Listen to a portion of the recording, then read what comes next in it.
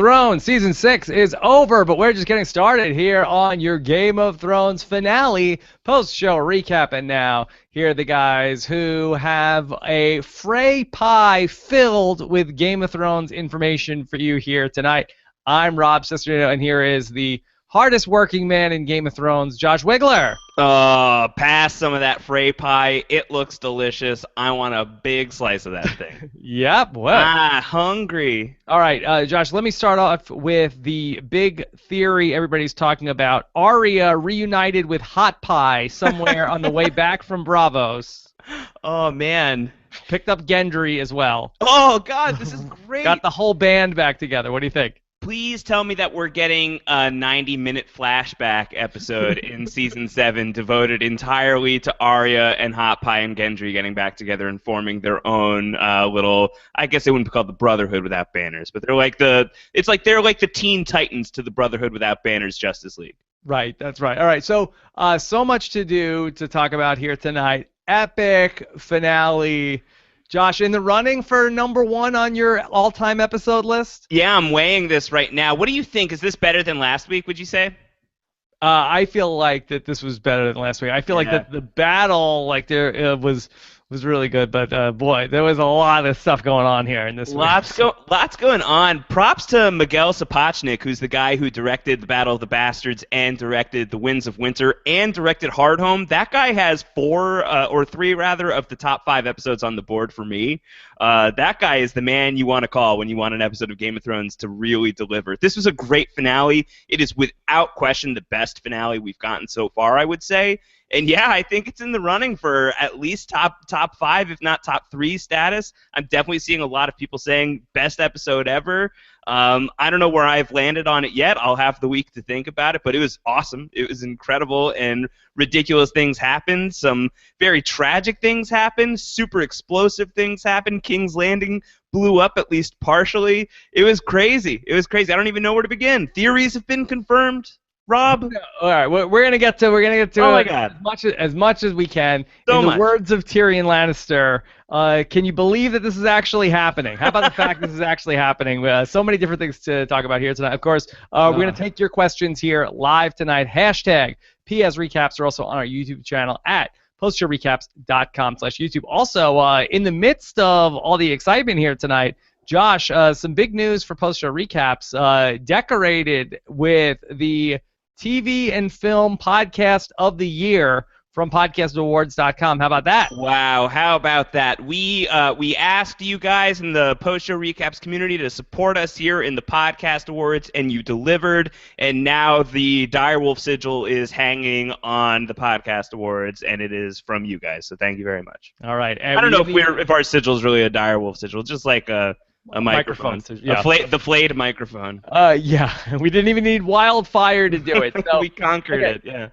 So many different things to talk about. I guess let's start with King's Landing, as the episode did. And we have been talking about this for a while, this idea that Cersei was going to eventually torch all of King's Landing. We didn't, I don't think, imagine it going exactly like this. Let me get your reaction. I'm sure my hot take. You have penned, 5,000 words at this point about this already? Yeah, something like that. I'm in the middle of just writing a bunch of shenanigans about Game of Thrones right now, and as soon as this podcast is over, I will resume. So this is my break. I'm very excited about this. You can read it all tomorrow, all week long, thr.com/Game of Thrones. So Cersei ends up igniting all of King's Landing. Now, we had talked about, we felt like that, is Tommen's death going to be connected to this? We talked about the idea that he would be burned in the fire. She had the presence of mind to send Sir Robert Strong to go and stop him from leaving his room through the door. How about Robert Strong as a babysitter? You know, when you're thinking about the best babysitter candidates throughout the Seven Kingdoms, Robert Strong probably wasn't high on my list before, but thinking about it, he's kind of great. I mean, not in terms of the child's perspective, but if you're a parent and you have some control with Robert Strong, he's a great person until he leaves the room and lets the kid throw themselves out a window. Mm-hmm. Yeah, that's an issue. Just first off, in terms of the cinematography of all of the stuff in King's Landing, so beautifully shot, and just the score, it was epic.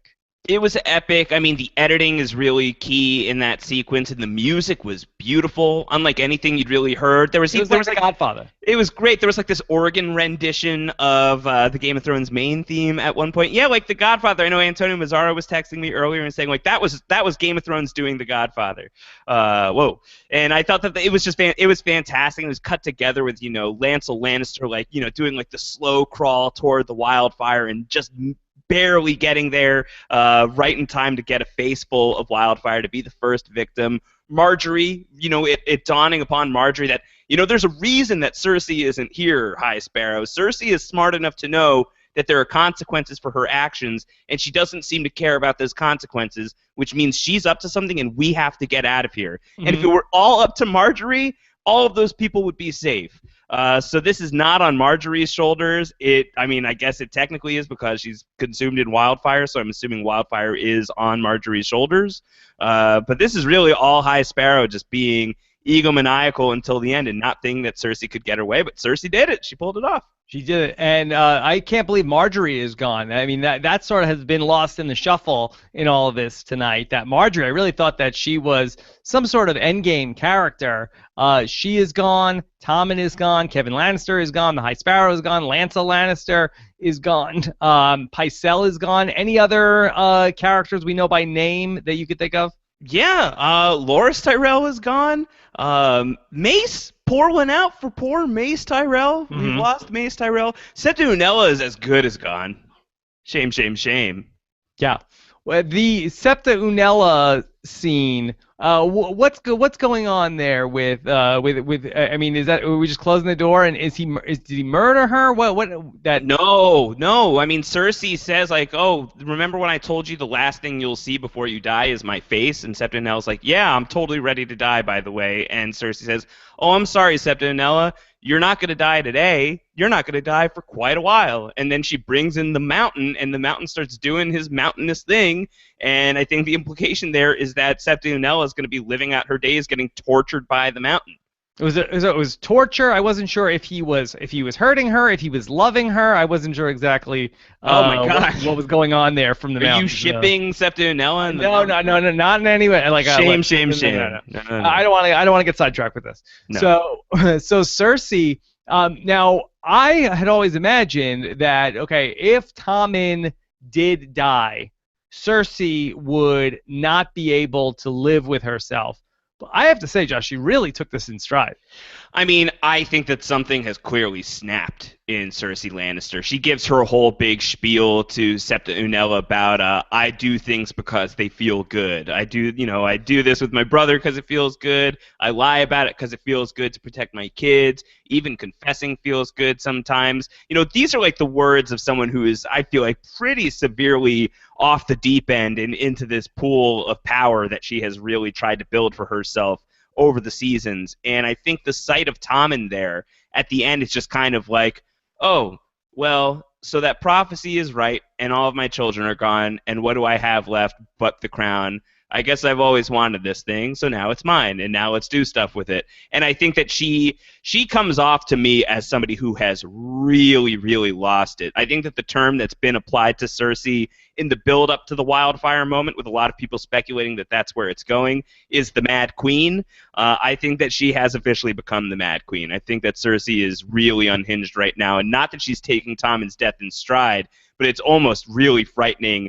How little she is showing her feelings about the Tommen thing, as if she doesn't even fully accept it herself yet. I'm very worried for where that's going for Cersei.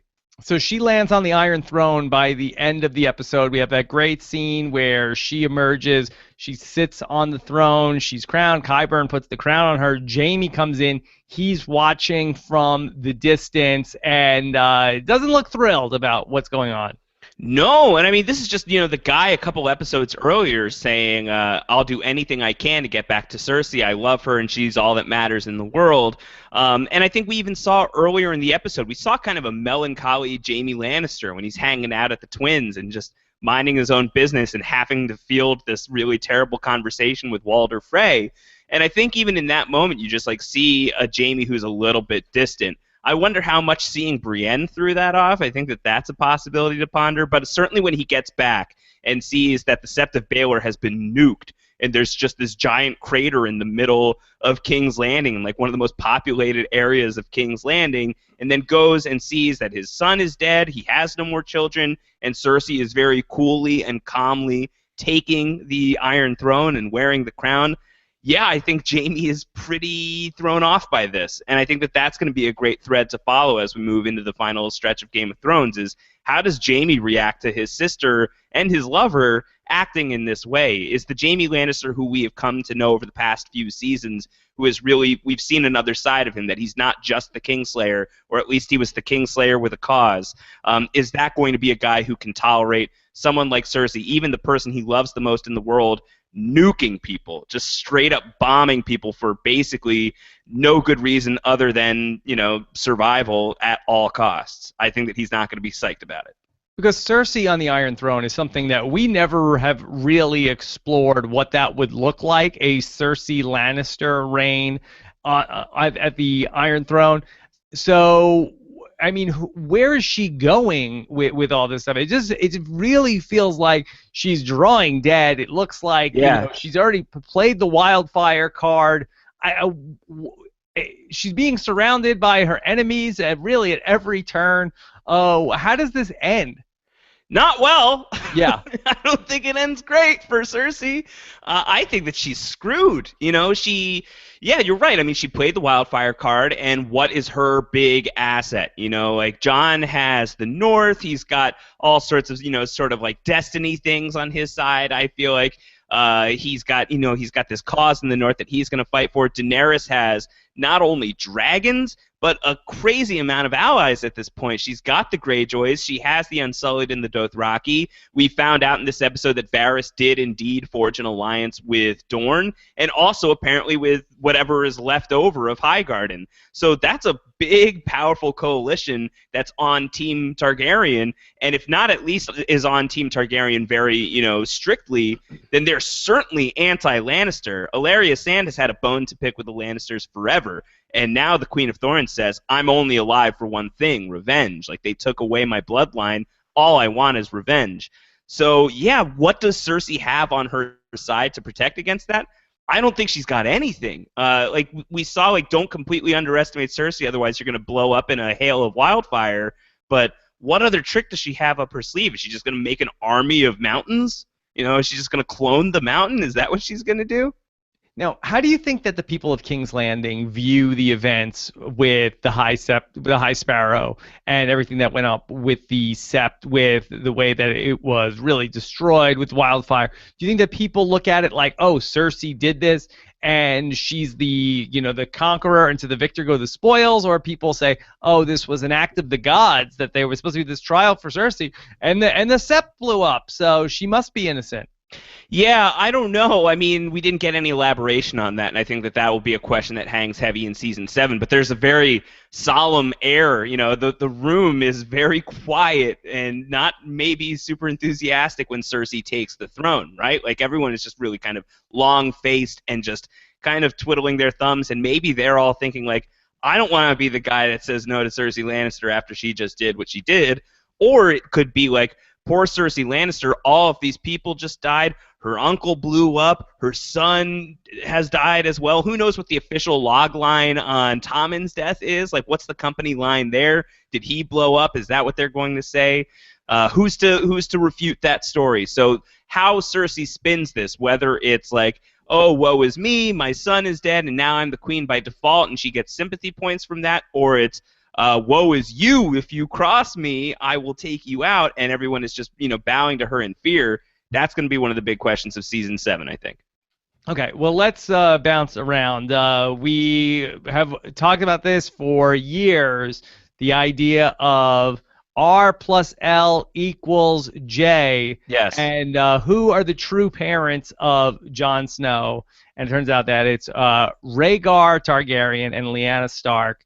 And we get that scene finally, that is confirmation of what many has been for years and years and years. People have discussed this idea. Yeah, it's one of the oldest theories from, stemming from the earliest days of the books. There's a ton of evidence for it in A Game of Thrones, the first book in George R. R. Martin's series, that Jon is not actually Ned Stark's son, that there's something else going on there. You get a lot of this from the Ned Stark perspective chapters, the way that he talks about Jon and the way he remembers the Tower of Joy, and just a ton of other textual evidence throughout the 5 books. But it's never been spelled out in the books.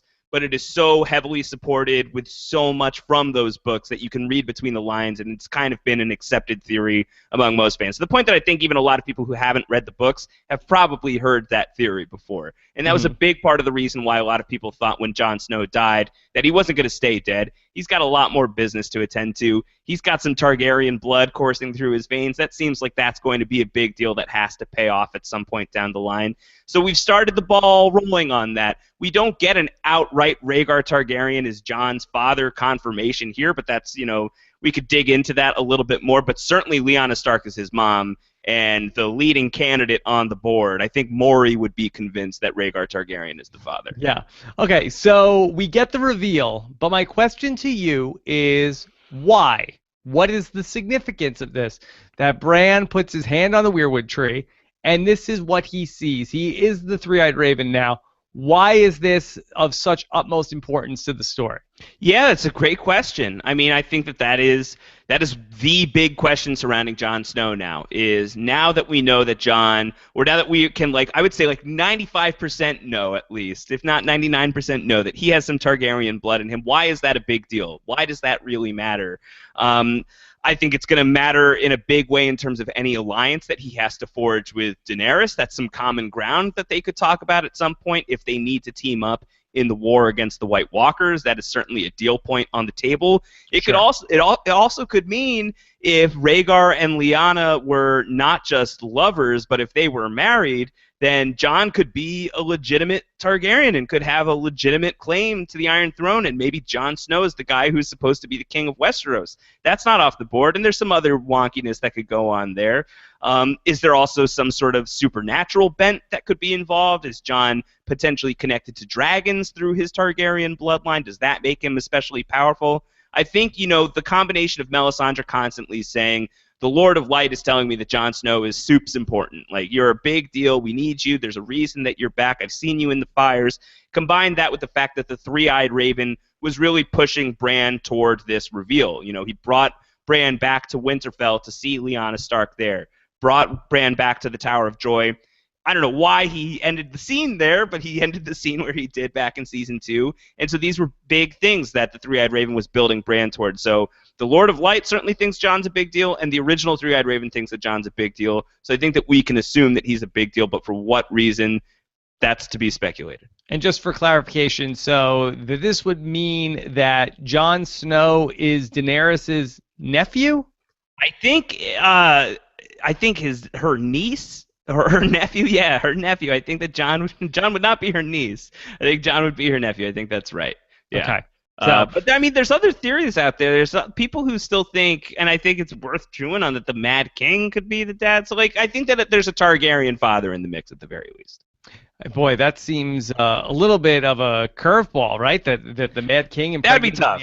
Yeah, that would be difficult. I would not like that. I much prefer the theory that Rhaegar is there, and that's where I'm hanging my hat for now. Yeah, I think so. I feel like that. The show. I feel like if that was the case, they would, they wouldn't have that coming that far out of left field. The question is, though, why hold back the name Rhaegar in that scene? Why not go all the way there if we're getting this reveal that Lyanna says to Ned, Robert would kill him if he found out, it, so protect him, promise me, Ned. And then we see the baby, and then we cut to Jon Snow in Winterfell. So that's the connection, and that is not a leap of logic to assume that they just told you that Jon Snow is Lyanna Stark's son.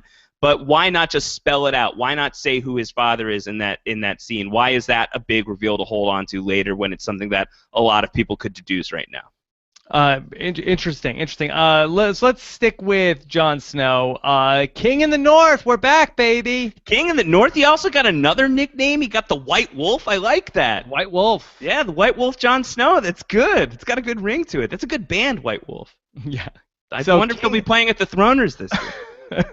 Oh yeah, let's not bury the lead. Also, the Throners is coming back soon too. Yeah, it's on its way. Okay. It's almost Throner season. More on that at the end of the show. A little tease for the Throners, but so Jon Snow, King in the North, and KITN, not like Sir Pounce. Uh-huh. So Jon Snow is raring to go, but Sansa with an uncomfortable look at the end of the episode. Yeah, well, Sansa had gotten the sales pitch from Littlefinger earlier, right? Where Littlefinger is like, when I close my eyes and I make decisions, everything I do comes down to this idea of like, can I actualize this vision in my head? And that vision is, I want to sit on the Iron Throne, and I want you, Sansa Stark, standing there beside me. That's a much more specific definition of everything, which is what we had to go on before as far as what Littlefinger wants. Sansa seemed reluctant to that earlier. I think also Sansa was encouraged earlier in the episode by Jon, who's like, you're the lady of Winterfell, you're the true-born daughter, you should get mom and dad's bedroom. And that's what he said. He said, you can take Ned and Catelyn's room. She's like, no, that's not for me. He's like, you're the lady of Winterfell, you deserve it. And now here's Jon being anointed king in the North by everybody. I mean, not for anything. Like, wasn't that also Ramsay's bedroom? So maybe that's like. Yeah, maybe it's got like bad memories. Yeah, bad juju. Well, I think at the time it was probably Roos's bedroom while Sansa was staying there, but we don't need to get into this. Okay. Yeah. But Jon is then suddenly he is hoisted as king of the North by all these people there. Our girl, Lady Mormont, is like, everybody, step up. Come to the realization that Jon Snow is the best. Yeah, she crushed it. She was great. Samuel Tarley's victory speech for Jon, his pump-up speech for Jon a few seasons ago was good. This was next level. Next level. From honestly. She was the best. She was the best. No, does Jon Snow want to be king in the North? Is there a reluctance on his part, or do you think he's like, it's like, oh, okay, why not? He has always been a dude who's just like, I got to do what I got to do to like stop the bad thing from happening. Like, it's not like he wants to be Lord Commander of the Night's Watch. It's not that he wants to be at the head of this war against the White Walkers. He just sees it as the right thing to do, and that's the Stark in him. Even if he's not Ned Stark's biological son, he does have Stark blood going through his veins, and he was raised by Ned Stark. And that is the exact attitude of the person that he has, lived his whole life believing is his father. So I think for Jon being named king in the North, if this is what needs to happen to rally together the North to fight against the White Walkers that are coming, he'll do it. I think that there's probably also got to be a piece of him that's like, this is pretty cool. They all called me like bastard for so many years, and now they're calling me king of the North. This is kind of great. Kind of like this. But for Sansa, what do you think she ends up doing now? Because is it going off with Littlefinger? Is it a plan to unseat Jon? Yeah, I don't know. I mean, really all we have to go on there is what Littlefinger had told Sansa earlier, and then this big uproarious moment in the room where everybody is so excited. It's King of the North, King of the North! And everybody is pumped up about it except for Littlefinger, and Sansa looks at Littlefinger and sees that Littlefinger is not psyched. I don't know where Sansa's head is at. I think that Sansa has been in a position where she's been building her way toward power. I think that she did what she did to Ramsay Bolton last week, which was pretty gnarly. Is there some darkness in Sansa? She's studied at the knee of Littlefinger throughout this, the past couple of seasons. Could she really use that as a way of leveraging power against Jon? I wouldn't put it past her. I think that look that's exchanged between them is certainly not there without a reason. And I think what we've been talking about, we talked about this on the feedback show, like what does Littlefinger's presence mean in the Winterfell storyline? How bad of a hang-up is that going to be for Jon? That's obviously now a Season 7 thing, but I'm really curious to see how that plays out. But the idea of Sansa heading to King's Landing with Littlefinger to go and make a play for the Iron Throne seems like we do not have that kind of time on our hands, right? It's hard to imagine. Yeah, I mean, listen, Littlefinger gets from point A to point B in half an episode. Like, he could get to King's Landing between, the space of a week, and it would be fine. So maybe we've got the storytelling economy to do it. One of the things, too, is, like, all of these stories are coming back to Westeros. And if you think back to Season 1, people traveled great distances fairly quickly. We were in the Vale from Winterfell. Like, Catelyn Stark went from Winterfell to King's Landing and back to Winterfell and then to the Vale in the span of like 4 episodes. Mm-hmm. So now that there's so many stories and now that the show is sort of starting to concentrate more into Westeros, I don't even know if we'll see Essos next season on the map. I feel like people are going to be able to move around a lot faster. So maybe we would have time for this Littlefinger and Sansa thing.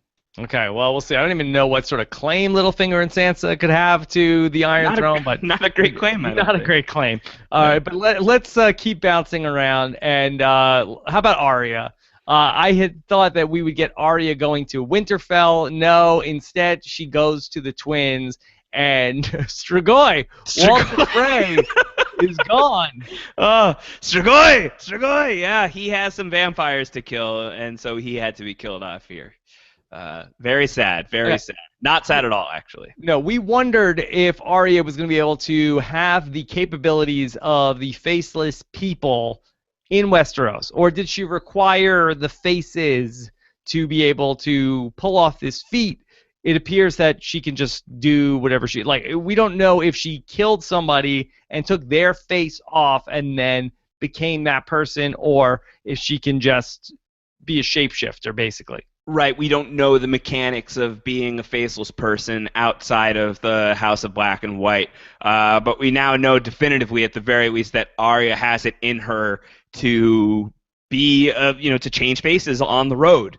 She's brought that skill back to Westeros. She used it to kill Walder Frey. Before, you had to wonder, like, how many of these people are Jack and Hagar? Like, how many characters are Jack and Hagar right now? Now, very awesomely, I think, we have to wonder how many characters are Arya Stark. We could see somebody in the scene, the Hound and the Brotherhood Without Banners could, like, roll up to some kid or some person in the middle of the road, and suddenly that person can pull off their face and it's Arya. How about that? That's pretty fun.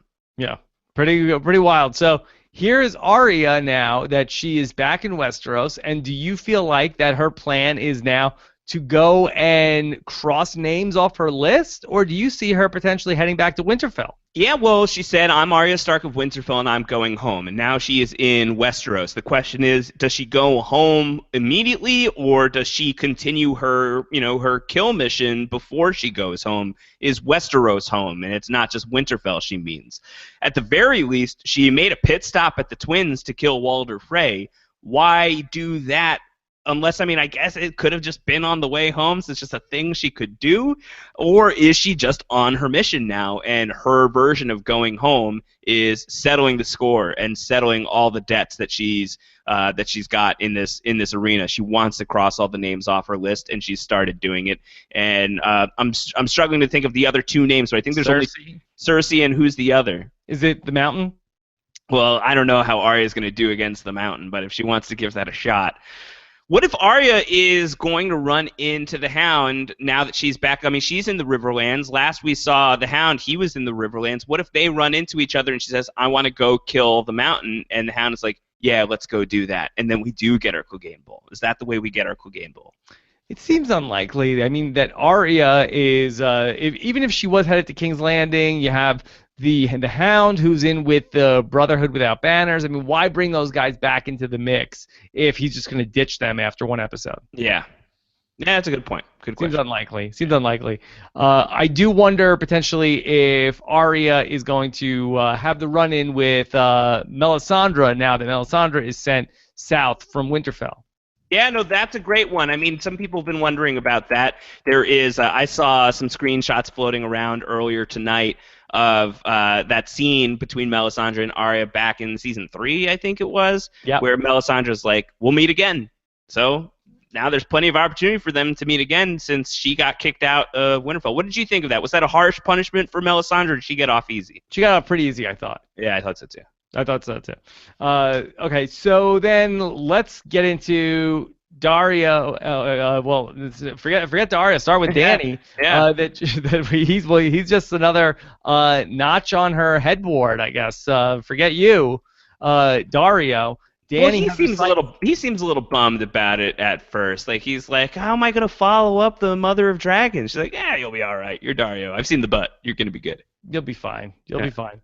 All right, so Dany is off to Westeros, something that we have been clamoring for at least 4 seasons of the show. Forever, really. Pretty much since the moment we've seen Daenerys Targaryen and we know what her deal is in Westeros, and by the end of the season she has dragons. It's like, can we get her to Westeros so we can have dragons in this thing? We've been waiting for this for a very long time, and I think Tyrion really does echo the audience when he says, can you believe this is actually happening? Yeah. Like, no, I really can. I never thought you guys were actually going to do it, but here we are. So Dany has a Hand of the Queen pin made up for Tyrion. You're going steady. Yeah, how about that? Yeah, will you wear my Hand of the Queen pin? Sure. Yes, I will. Yeah. So this is very exciting. It's very exciting. I'm very excited about it. I mean, Dany, listen, I really do think that we are going to leave the Essos portion of the map behind. What business do we have in Essos anymore? I think it's all Westeros all the time. That's pretty exciting. No, it's very exciting. To the point, though, that Josh, is the deck so stacked in Daenerys' favor? Is it even a fair fight anymore?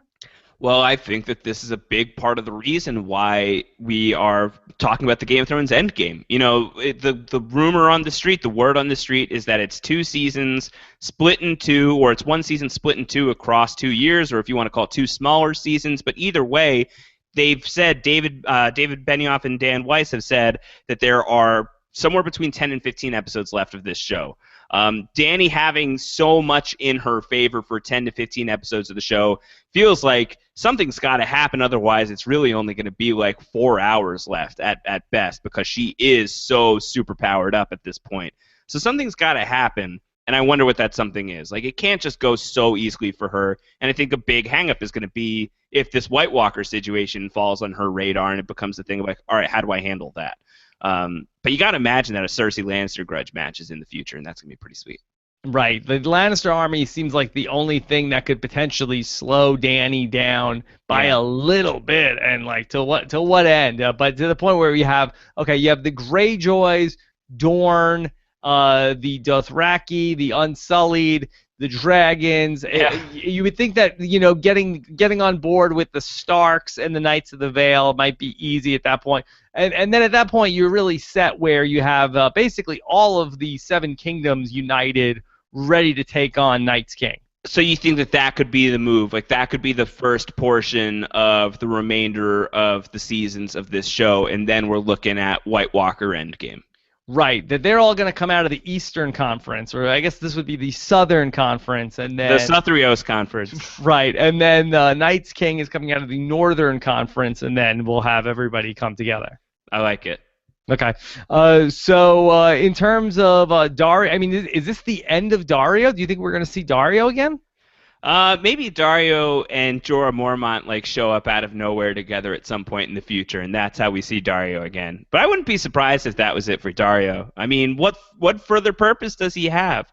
Are the Second Sons really so badass that if Dany is in a corner and she needs her own Knights of the Vale to come charging in, that it's going to be Daario Naharis and the Second Sons? I think it's probably more likely that we're done with Meereen, and that's how they're wrapping it up, is that Daario is going to hold down the fort there, and Slaver's Bay is forever going to be the Bay of Dragons. As if we didn't need enough Beyonce and Daenerys Targaryen comparisons. Now we're calling it the Bay of Dragons. Mm-hmm. Yeah. I like now, you and I had joked about the Daario is Euron Greyjoy theory, but I think a lot of people expected Euron Greyjoy to have an appearance here in this finale. He does not.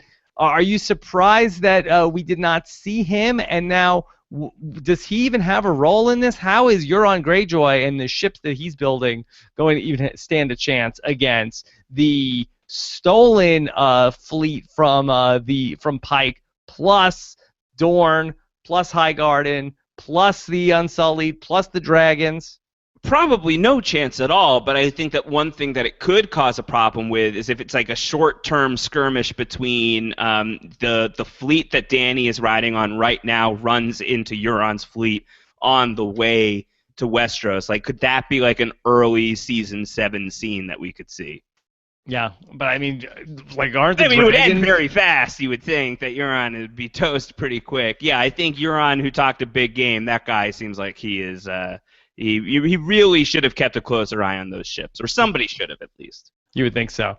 So I don't know where they're going with that stuff. And then the other story that we saw tonight, Sam and Gilly. Sam's a college man. He's at the Citadel now. I can't believe it took so long to get him to Old Town, with just how fast Littlefinger is, with how swiftly the Greyjoys made it to Dany, with how fast freaking Varys is. Varys might be the fastest man on the show. He was in Dorne 1 second, and then he's back in Meereen without any explanation, just chilling on the boat. He's very aerodynamic, Varys. He's spry like Hurley. But yeah, I mean, Sam, it's not far from Randall Tarley's house to Old Town, and it took so many episodes to get there. So that's kind of a bummer because I really would have liked to have seen an Old Town story this season, but at least he's there now. Old Town looks cool. Hell of a library. Yeah, great library. I mean, what is the book Sam is there to get of the there is a book that says you can beat the White Walkers with dragons. Is that what he's there to figure out? How to defeat White Walkers. Yeah, I think that is the one that he's looking for. Okay, so we'll see where that goes. Anything else from the Citadel? No, I mean, cool to see the White Ravens unleashed. That means that winter is here, so we can stop saying winter is coming. Yeah, thanks a lot, Al Roker. That took us. Good thing we got that bird to figure it out. Yeah. So that's great. I like the White Ravens. I thought that was fun. So that's good. We got the White Wolf, the White Raven. It's all coming up here on winter. And the Three-Eyed Raven. Brand's the new Three-Eyed Raven. Yeah, and what about the return of Cold Hand / Benjen Stark just dropping off Bran and Mira at the wall? Was it at the wall? It was were they close? Near the wall. It's like, Benjen, you could have gone a little further, right? Or at least if Bran needs to make a Weirwood pit stop, hang out with him and then drop him off at the wall. Unless he it's like a restraining order with him and the wall. That's the magical powers. He can't get within 200 feet. Yeah. Of the wall. It's like if you have an Uber that can't pick you up at the airport. Right. So it picks you up outside on the street, and it's really annoying because you have to pull your luggage too far, and you have to cross traffic, and it's scary. Yeah. He could have just gotten to me, right? Don't you think? That's right. That's how it could have been. He was driven right up to me. Okay.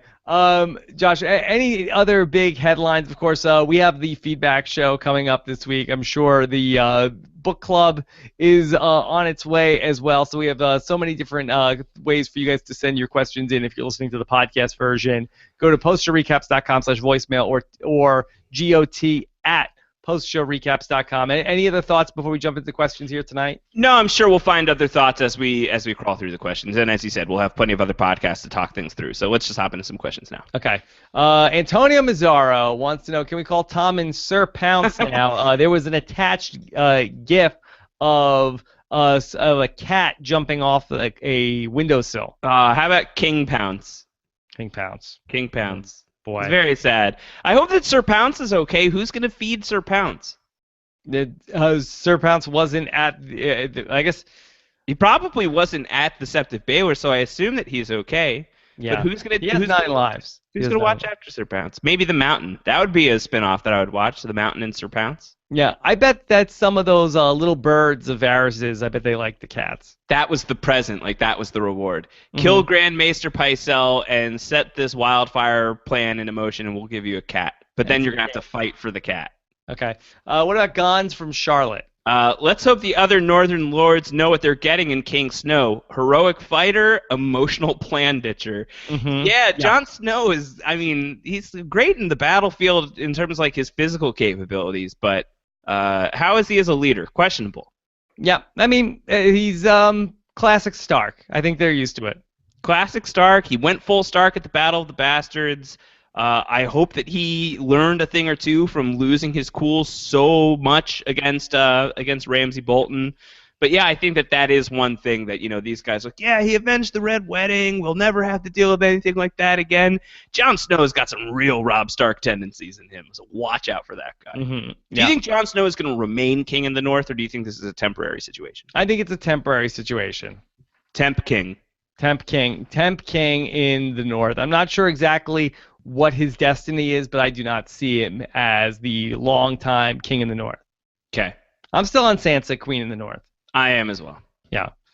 Okay, Natalie in Chicago says, what, if anything, is Queen Cersei going to do about the Starks retaking the North? Her pride can't let it go unpunished. Boy, right. Natalie really wants Cersei to strike back. Natalie, yeah, I think that Cersei, this is great. It depends on how long it takes the Targaryens, to get to Westeros, but we're kind of a little bit back to basics right now, which is awesome. that, Cersei is in charge.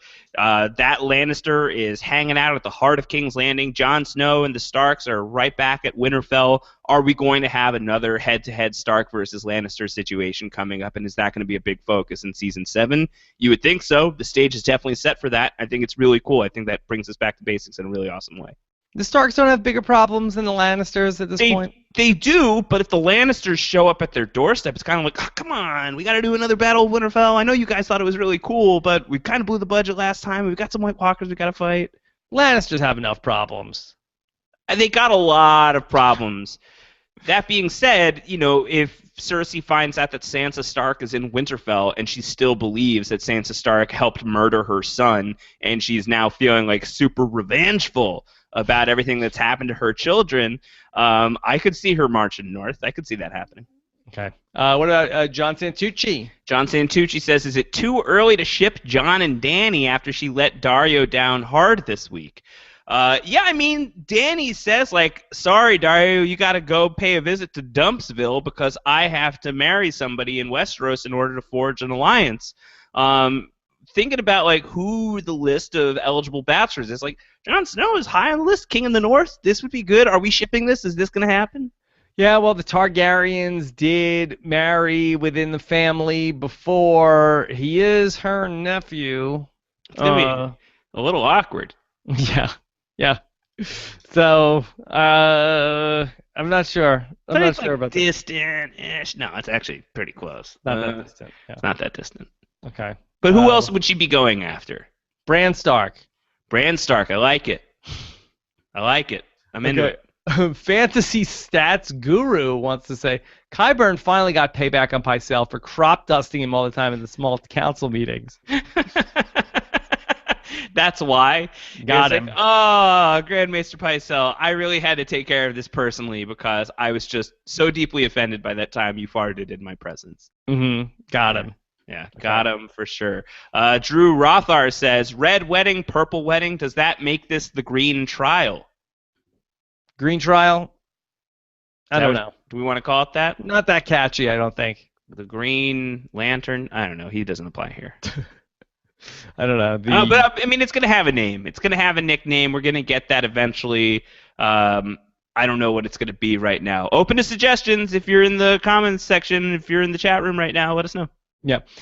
When Cersei talked with Qyburn last week about are the rumors true about all of the wildfire beneath the city, it didn't really seem like from where we ended up seeing Lancel Lannister end up going that it was anything that was particularly hidden. I can't imagine that this was that difficult to find this store of wildfire. Or they were just, yada-yadaing or yara-yaring through some of the search through the tunnels. You know? They may have just, that may have been like a 2-hour expedition. Okay, perhaps. Probably not, but maybe. All right, what about Colin Stone? Colin Stone, what's up, Colin? He says, Stone Man. What was up with 47 different shots of people casually sipping wine tonight? Yeah, it's a very drunk episode of Game of Thrones, I felt like. Yeah, Cersei especially, I felt that once there was the whole thing where she kind of could have taken a minute and talked to Tommen rather than go right into waterboarding Septa Unella. Yeah, I think that would have been wise. I think, at the very least, don't call off, Robert Strong until you've had a chance to talk to your kid. You at the very least need to explain to him what just happened. Yeah, where was she during all that? Just pounding drinks. Just getting hammered. No, where was Septa Unella? That I can't believe she'd missed the trial. Tied up. Yeah, she'd already been taken. That was probably phase 1. Phase 1 is a tie up Septa Unella? Yeah, I think that was it. Okay. What about Mark Butler?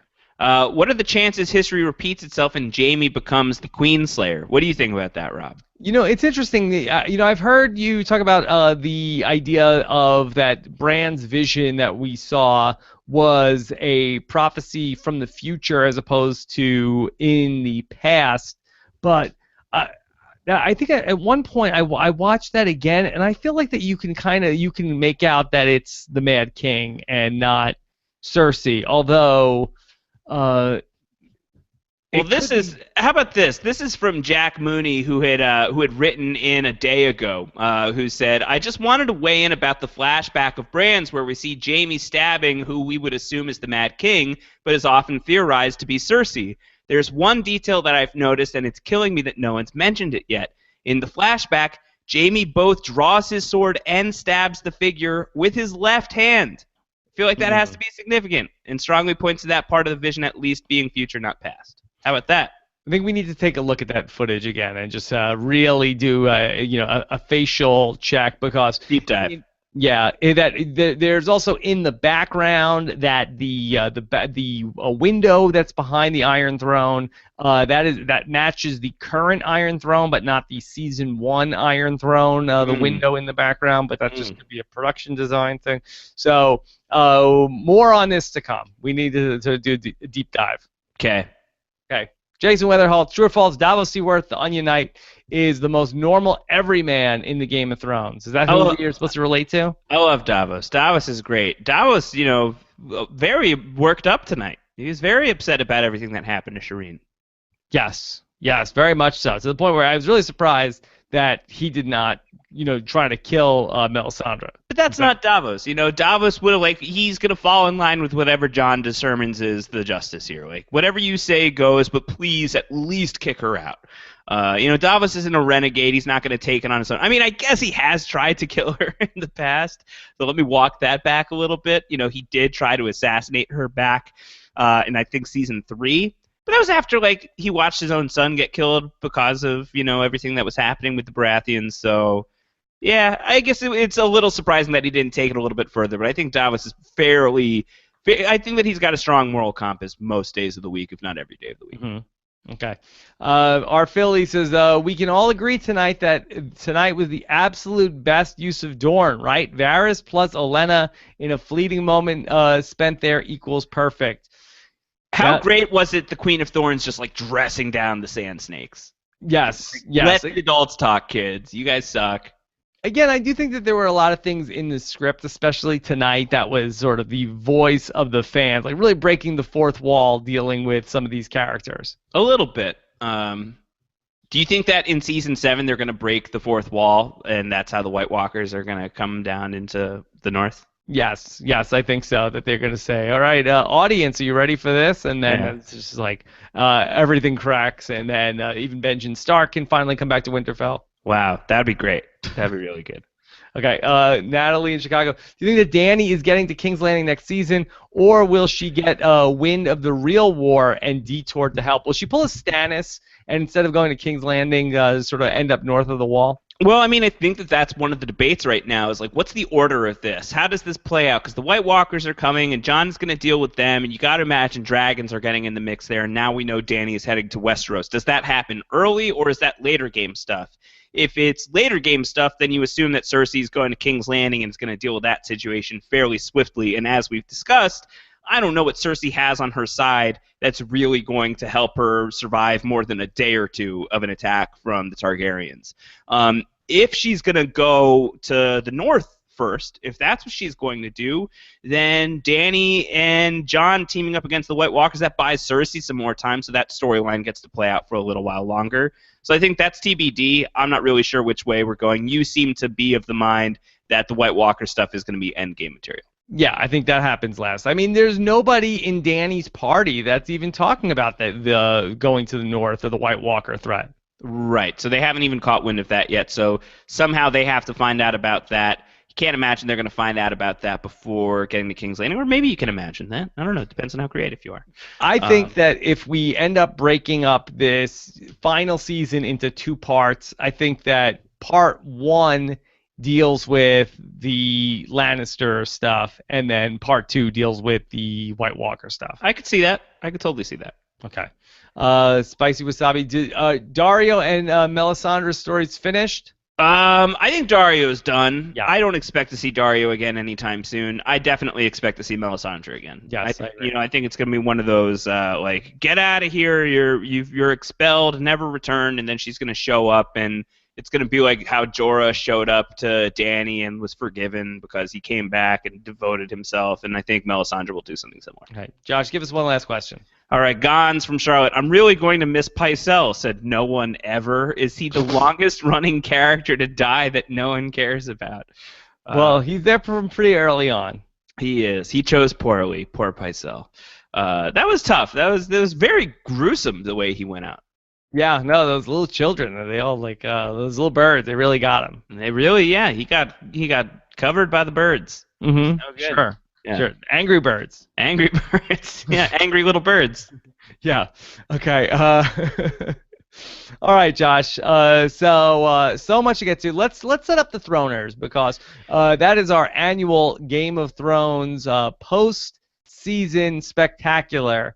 And this year we are really putting the pedal to the metal and accelerating our efforts here on the Throners. I'm very excited about the Throners. The Throners is very fun. Samuel Tarly, who didn't have a lot to do on Game of Thrones this season, now has quite a bit to do coming up for the Throners. This is what he's been preparing all season long. So the Throners, if you've never heard about the Throners before, if you're new to post-show recaps, this is at the end of every season. We do a little goofy award show that celebrates the season that's gone by. You get to vote on your favorite characters, your least favorite characters, the best villain of the season, the Hodor Award for Excellence in Hodor, I think is going to be very contentious this year, and the Throners are launching very soon. How are we doing it this year, Rob? Oh, very exciting. The Throners. We just have to. We had all the nominees set, and then definitely there were some upsets tonight in terms of what we had. So basically, when we're just waiting to get the final nominations in, and then we can open up those polls at thethroners.com. Yeah, I think we just have Throners.com as well is going to work, so keep an eye out for that. That should be updated within the next day or two, but we'll definitely give a big update on our Game of Thrones feedback show recording early this week. So get your questions for that in the next day or so. Yeah, and then the awards are going to be the week after this week, so very soon. We're not going to wait around. Tight timeline. We're gonna get to it. We're gonna finish off this Game of Thrones coverage in style with big wild fireworks. It's gonna be very fun. Okay, Josh. So what do you want to go with the hashtag? Do you have any suggestions? Anything written down? Angry Little Birds. Angry Little Birds is fun. I like that. Good. Okay. Good stuff. Of course, you can follow everything that Josh is doing on the Hollywood Reporter. Yeah. You can go to follow at Round Howard or go to thr.com/Game of Thrones. And Josh, any highlights you could tell us about of what you're working on? Yeah, I mean, I'm going to try and chase down as many interviews as I can in the coming days. One cool thing that I'm going to be doing for THR, I'm hosting a Facebook Live for Hollywood Reporter tomorrow, Monday, 2:30 p.m. Eastern. If you go to the Hollywood Reporter's Facebook page, I believe that's facebook.com/Hollywood Reporter. It'll pop up there around 2:30 p.m. Eastern. I'll also try to tweet it out from @RoundHoward. But I'd love to have as many of you guys there as possible. I'm going to be taking questions. I'm going to be monologuing about a lot of stuff probably. We're looking to go anywhere between 15 and 30 minutes, so it should be a fun, quick little thing. Really excited about that. All right, good stuff. Plenty more to come here on the podcast award-winning post-show recaps. Make sure you don't miss any of it at postshowrecaps.com or by subscribing to the podcast. Go to postshowrecaps.com/iTunes Book Club. Feedback show on the way. Get those feedback questions in as well. Postshowrecaps.com/voicemail. Thanks so much to Alex Kidwell for pulling all these questions tonight. And Josh, anything else? No, very excited for the Throners. We've got some feedback. We've got some book club coming up, but the Throners is the next big milestone, and that'll be our official series finale or season finale here on Post Show Recaps for Game of Thrones Season 6. And again, to all of you guys who voted for us for the podcast awards, thanks again. We truly appreciate it. Have a good one, everybody. Take care.